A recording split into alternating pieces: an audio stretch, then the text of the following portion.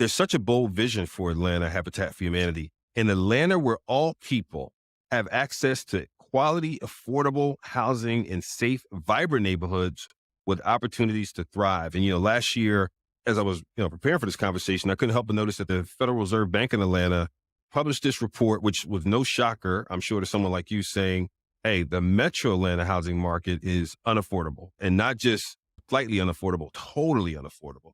How do you juxtapose that? Maybe set some context around the problem, if you will, and then how you see tackling this problem from your leadership role. Yeah, absolutely. So yeah, you're right. The metro area was officially declared unaffordable in regards to a housing market. And, affordability is all relative. So you have other people, I'm sure who are listening to you around the country, from around the world, and they're like, oh, I've been to Atlanta, and a house is cheap. Right. A house is inexpensive, but that's relative to the population and the incomes that are earned in the area. Mm-hmm. So for the average household here in Atlanta, they would have to make, substantially more than what they're currently making, 3-4 times more in some cases, in order to be able to afford to purchase a home. And that's to afford to purchase a home and still maintain affordability, which, HUD standards, federal standards say that if you're spending more than 30% of your income on your housing costs, then essentially you're getting into the range of housing being unaffordable. Yeah. So here in Atlanta, it's the challenge with affordable housing, just like in a lot of areas, is that, there's not enough of it.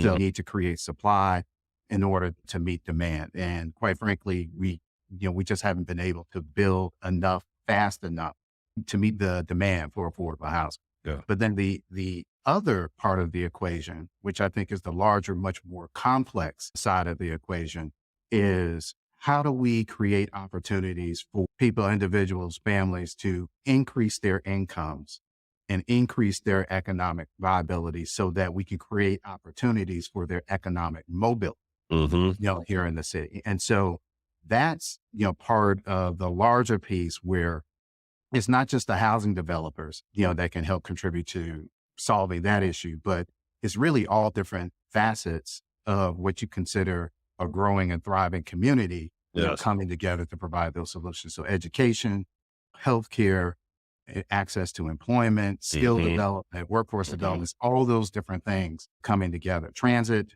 all those different things coming together to really address that economic mobility. Got it. I mean, that's a heck of a mission. When I think about what you just said, all those things coming together, sounds like you're trying to be an ambassador to the nation, for lack of better terms, trying to get a bunch of people to come to the table, to your point, not just focus on helping people where they are, which has to be done, but also helping those people grow economically as well, so they can even afford the housing that may be available today. Yeah, absolutely. Our motto here at Habitat for Humanity is build, thrive, grow. Build, thrive, grow. And so not only do we, build housing, we're creating fantastic 3-bedroom and 4-bedroom homes for families to reside in, but we're doing it in a way that makes it deeply affordable as well. That's good. And so, just the average homeowner, their family income, their household income in our program is around $33,000 a year. Gotcha. And through the support of our sponsors and our donors, we're able to provide an opportunity for them to purchase a home from us and walk away with a mortgage that's somewhere around $130,000 to $135,000 for a 30-year mortgage provided to them at 0% interest. And so if you own a home, if your audience out there, if they own their homes and they're not paying 0% interest, then they understand how much 0% interest means over 30 years and how that really contributes to the affordability of what we do. I'll tell everybody that getting the family in the home is just the beginning. Right.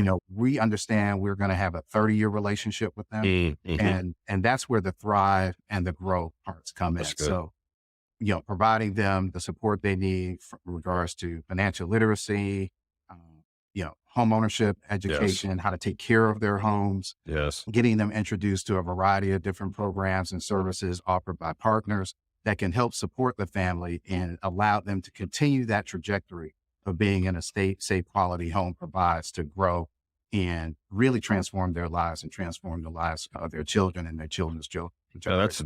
That's so good and so important. I mean, to your point, if you've never done a mortgage before and you see mortgage rates, and I don't know what they're at now, probably I guess 3% as the Fed keep Oh, adjusting. you wish they had More. They're 3%. four and a Like, quarter. Are yeah, they 7?